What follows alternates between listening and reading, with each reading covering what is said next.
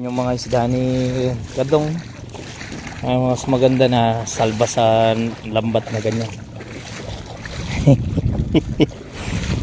Ano ulam natin mamaya? Ha? Itlog na pula to ha.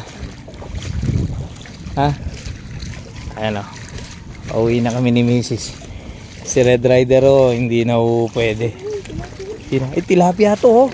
Yan o. Ayun na. Naglalakad ka lang, makakatanaw ka ng isda.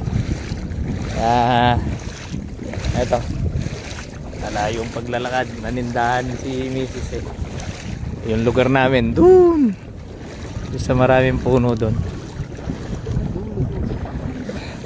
Dulo pa ho kami. Ikaw, anong dala mo?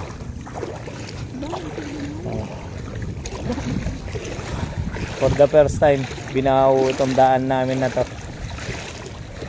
Stock water ho to. Tsaka talagang maraming tubig na binuhos yung ulan na yan. Ay, di na kakain.